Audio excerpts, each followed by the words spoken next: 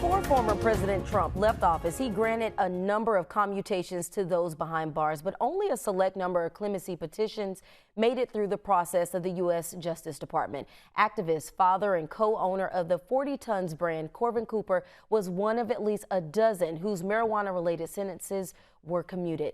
Well, Corbin joins us now. Corbin, thank you so much for being with us this morning. Thank you. And so, Corbin, a simple but probably a very complex question for you. You were given life in prison without parole, and you're a free man now. How does that feel? Oh, it's ecstatic. It's like walking on water. It's every second I wake up, it's just like, it feels like a dream still. So I'm thankful, and I'm just happy as ever. It's the best thing that ever can happen to me. It's better than the lottery. That's what I told the news reporters. Like walking on water, right? So tell us a bit about your story. You were arrested in California and charged along with 50 other people for conspiracy to possess and distribute marijuana, but you didn't have much involvement in the organization. What was it like going through that process after that happened? Going through that process is only thing that you can have is faith at this point, because when you're going through the process, you're getting shipped from LA into a state that you've never been, because I've never been to North Carolina. So you're getting shipped around the world.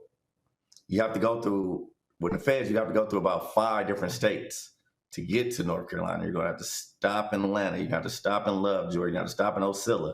You're going to have to stop and drive from state to state to state. So when you're going through this, your mind is going to be going so fast and so mental that you just got to have the faith that once I get here, I'm just going to just stick to what I believe in, and I believe in God, and I believe He's not done with me, and He didn't bring me this far to leave me. Is what kept me going. And so definitely, I mean, you talk about sticking to your faith. I'm sure you were continuing to fight for your innocence. What was that like for you as you were granted that moment, the clemency by Trump? What was that like for you? It was early in the morning. We were on lockdown actually at Pollock. I was in Louisiana at Pollock USP, and we were on lockdown. I was handcuffed. You got to go to the shower handcuffed in the morning, and the time is ticking and running out. So I don't know yet that I actually got the clemency, because we looked on CNN and all the other radio stations and NPR and all the radio stations to see what names have been called. My name hasn't been called. It was 11 o'clock, so we went to sleep. So when we wake up in the morning and go handcuffed to the shower, they were like, man, just still keep having the faith, because I told everybody I'm going to leave. When Trump leaves, I'm leaving. So that was what I was always saying. And people had a lot of doubt in Trump, because Trump gets a lot of backlash. But I said, Trump's going to sign it. So when we come back from the shower, they handcuff us from the shower, and Trump is getting on the helicopter, and Biden is getting an inauguration. So they go back in the cell. I've only been in the cell like maybe 5-10 minutes. So I'm thinking like, damn, I got to wait another 8 years for Biden to be in the administration, or maybe another 4, because people usually don't do clemencies at the beginning of their term.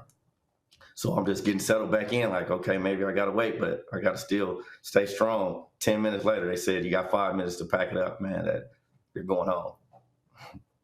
Man, I can only imagine. I mean, you're talking to someone who, my father was in prison for 17 years of my life. So I know I've heard what it feels like and when it was the first time for me seeing him. So talking about that, what was it like for you once you were released and you walked into your home for the first time? It was unreal. I fainted at the first sight of my kids. So I fainted, and then I got back up and just told them that I'm sorry for missing their kindergarten graduation, for missing their dances, for missing this, for missing that. You see what I'm saying? I had to let them know that, you know, they had Father's Daughter's Day at school. I missed that.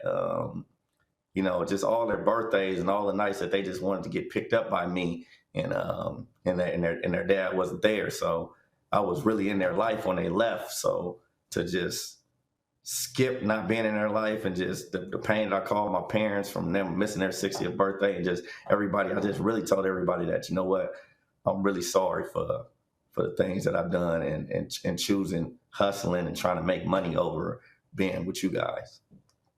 Well, thank you so much, Corbin, for sharing your story. I know it's a very emotional thing for you and even myself, so thank you so much. And you got to continue to do some good stuff while you are out and free. And that's where 40 Tons comes in at. It's a social impact clothing line. So you can go to 40tons.co and you can buy a shirt. It's my shirt is because Justice is Served is on there now, but you can actually. I'm actually working towards changing the shirt. Every time I get somebody free, the shirt is going to change. You feel what I'm saying? So the face is going to change. And for my transition, as you know how your father was, the transition of him for 17 years, things that cost a lot of money out here. So you need transportation, you need to do a lot of stuff to be with the kid. So I got a GoFundMe. You can go on Corbin Cooper GoFundMe to help out with my reentry and my transition back into the society. Awesome. Well, thank you so much, Corbin. We appreciate your time and good luck to you. Thank you.